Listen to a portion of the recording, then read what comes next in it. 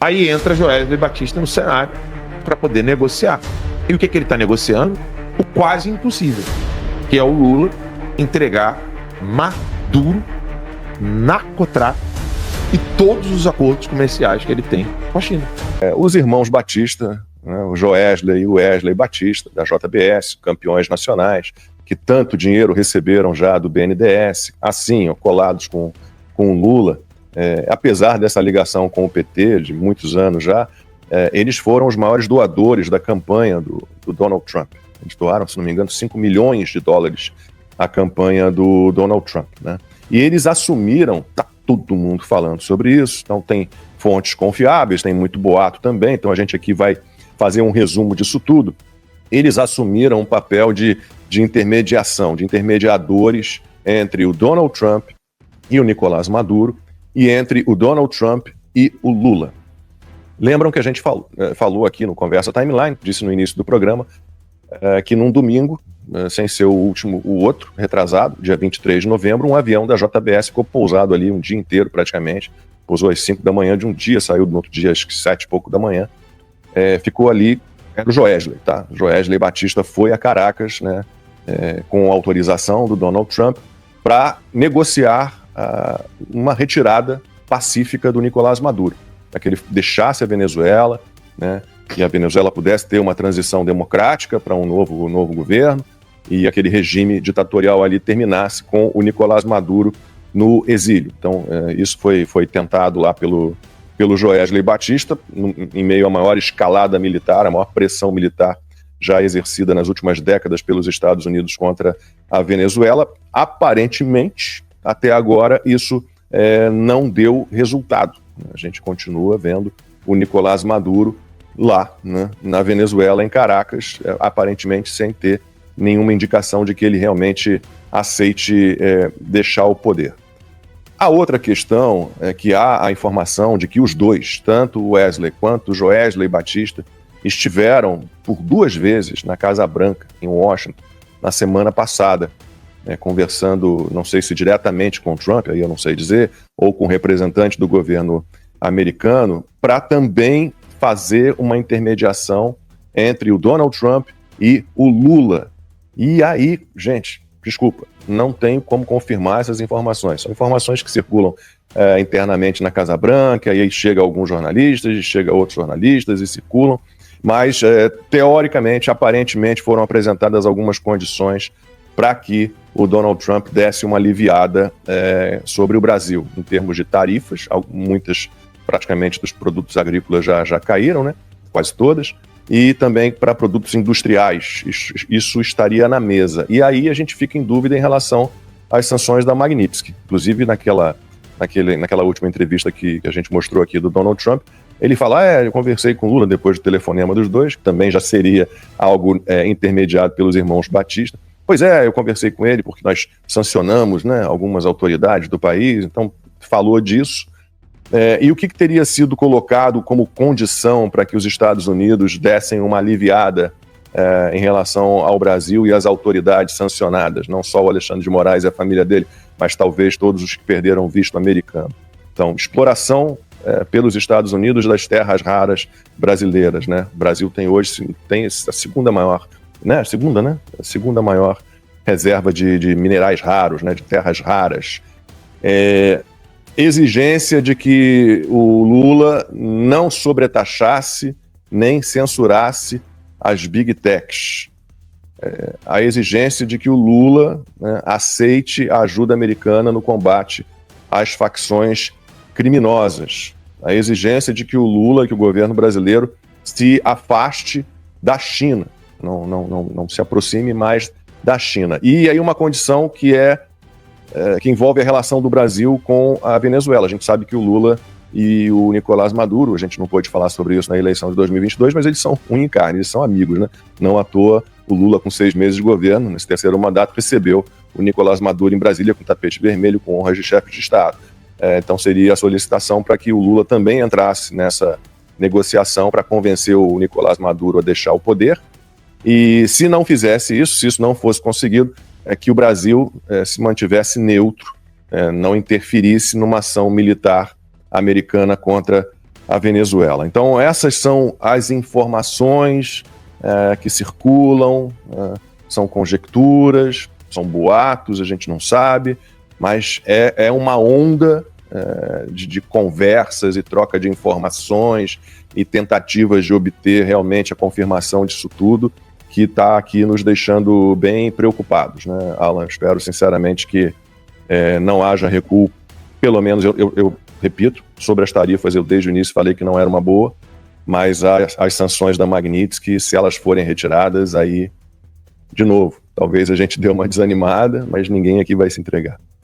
Não digo nem desanimar, não. Eu acho que o cenário, ele não é um cenário onde a gente possa ter ainda uma avaliação de ânimo ou desânimo. Eu vejo uma operação psicológica em andamento, para mim é evidente, porque se eu desenhar os dois cenários, todos eles dependem de Maduro sair da Venezuela. Todos eles dependem do Lula virar as costas para a China. Todos eles dependem do BRICS sofrer uma mudança drástica, radical. Todos eles dependem do PT, com aquele discurso soberania, do boné da soberania. Lembra o azulzinho? Hoje eu trouxe o meu outlaw aqui, de propósito. Todos eles dependem do Lula, com o boné da soberania, entregar, por exemplo, coisas do tipo como o lançamento de foguetes dos Estados Unidos no Brasil, que eram todas propostas do Bolsonaro. Se você avaliar, mesmo com conjectura, mesmo com algumas fontes que nós temos, todas as exigências do Trump em relação à Venezuela e ao Lula eram agendas de Bolsonaro. Saída do BRICS, que o Bolsonaro queria, mas nunca teve a retaguarda dos Estados Unidos para isso. Você ter qual é o nome daquele lugar para lançar o foguete? Eu sempre esqueço o nome. Alcântara, base de Alcântara. Era proposta do Bolsonaro, proposta do Eduardo. O Brasil desistir de querer ter uma moeda própria com a China, algo que o Lula está se orgulhando desde o dia 1, né, quando ele voltou à presidência. Você tem o combate ao narcotráfico como exigência. Então tudo isso está em jogo. Seria como se o Lula virasse Bolsonaro por um dia. É isso. Né?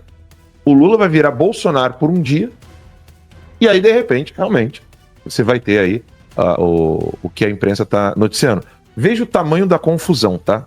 Eu tô aqui com o Twitter do Eli Vieira aberto. Aí eu vou acompanhar a timeline do Twitter do Eli Vieira, tá?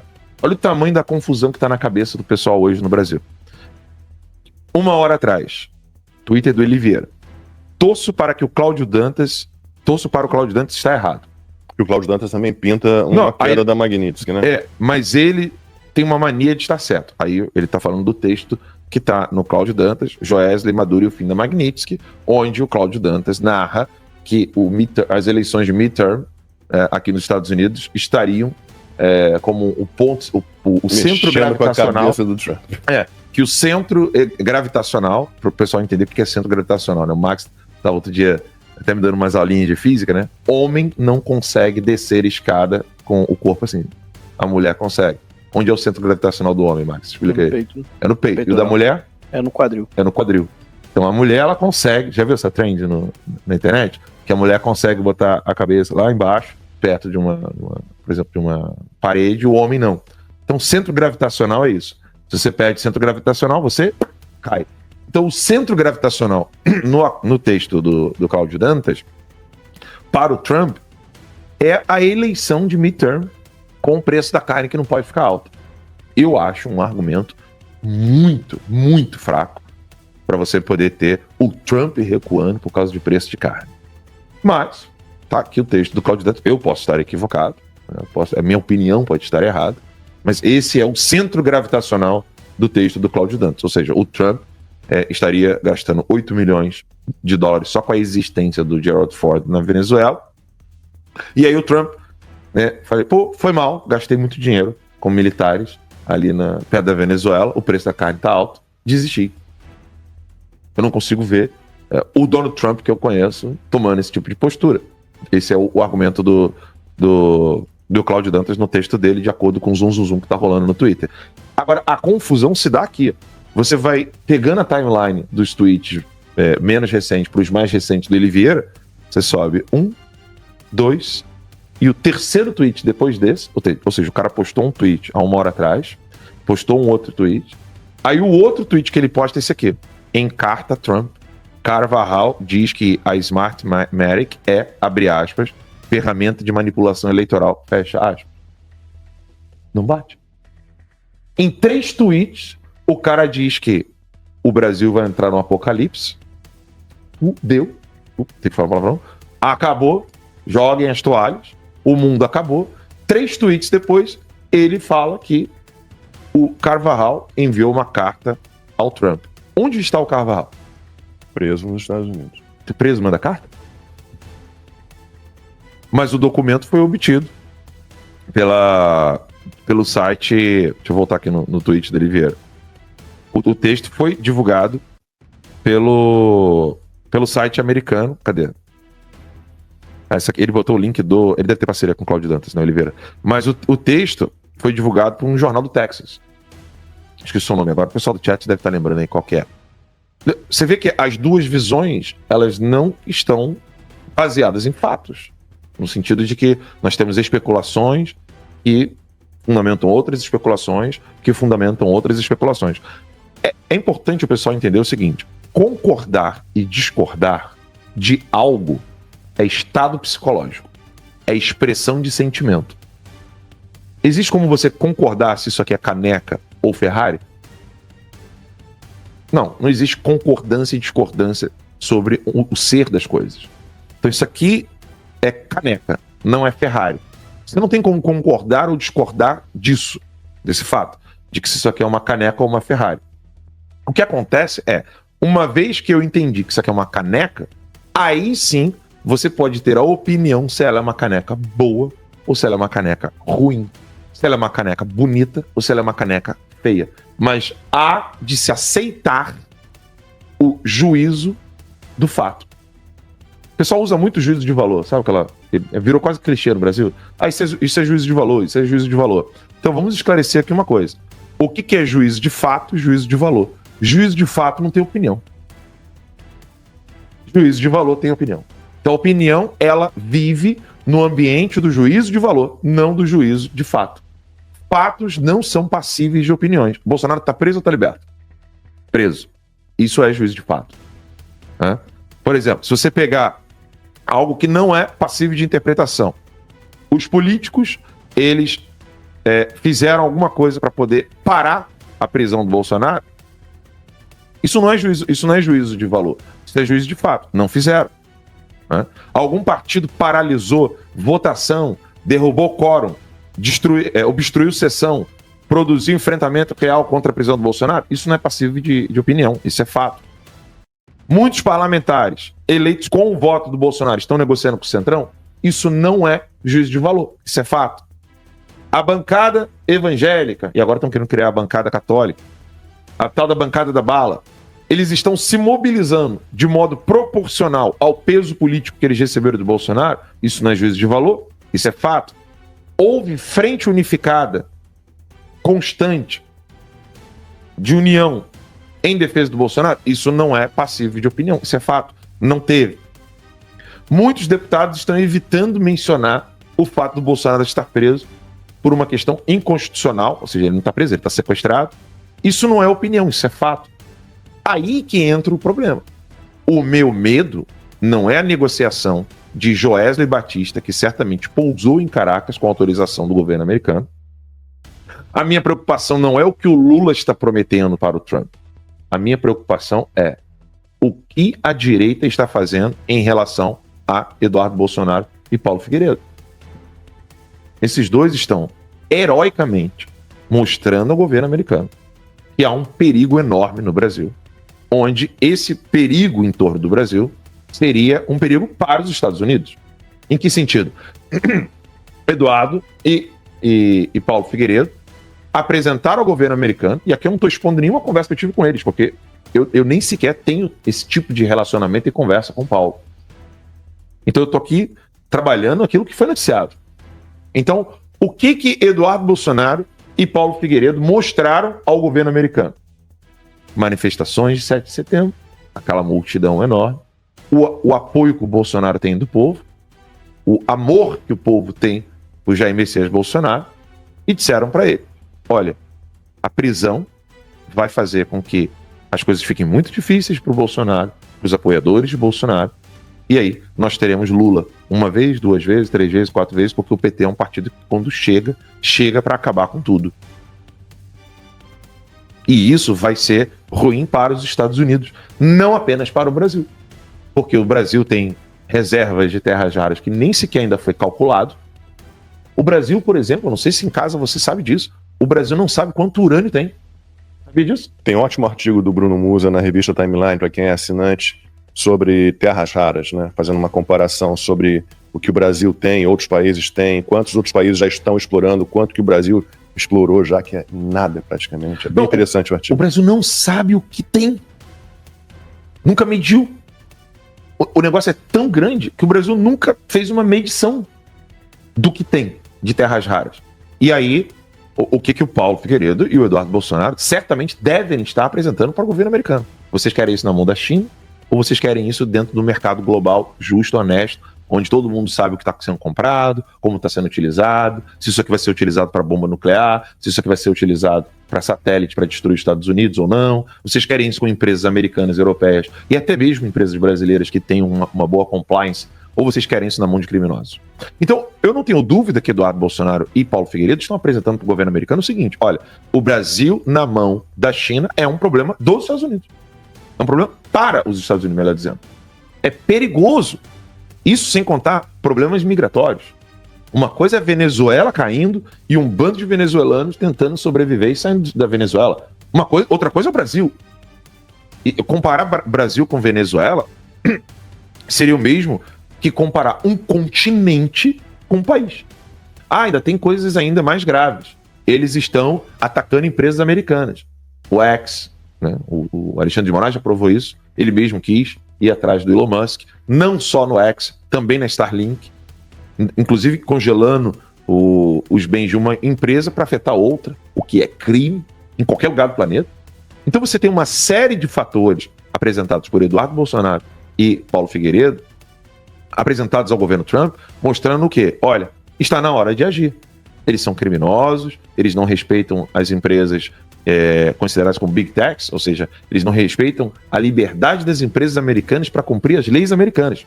É necessário explicar para vocês o seguinte: vou desenhar aqui, né? Já que eu não tenho gráfico, a nossa empresa é pequena, a gente não tem uma equipe de gráficos, explicar para vocês.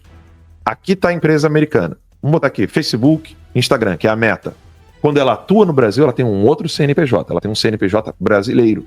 Mas a empresa americana, mesmo com representação no Brasil, essa empresa aqui brasileira, ela não pode desrespeitar leis americanas. Ela não pode descumprir a Constituição americana, como, por exemplo, enviar dados dos usuários para governos estrangeiros. Ela não pode.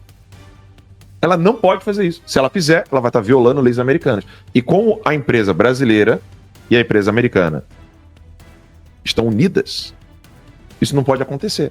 Isso aconteceu o tempo todo. Aí entra Joesley Batista no cenário para poder negociar. E o que ele está negociando? O quase impossível, que é o Lula entregar Maduro, narcotráfico e todos os acordos comerciais que ele tem com a China.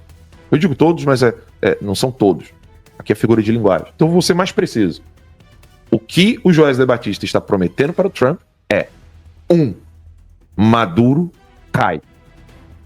2. Vocês terão compartilhamento de dados de terroristas no Brasil, algo que o PT nunca aceitou. Mas é o que provavelmente o Joesley Batista está oferecendo ao Trump para poder barrar o narcotráfico. E 3, né, que é, de fato, o Lula cancelar inúmeros contratos com empresas chinesas. Leia-se Partido Comunista Chinês. Não só contratos, como também o Lula cancelar todo o processo em andamento do desenvolvimento do BRICS. Cara, é como se o Joesley Batista estivesse prometendo para o Trump um anão tarado que tem o negócio lá embaixo do tamanho do negão do WhatsApp, que voa igual Iron Man, se transporta de galáxias igual Thor, e ele quer fazer tudo isso com o Lula.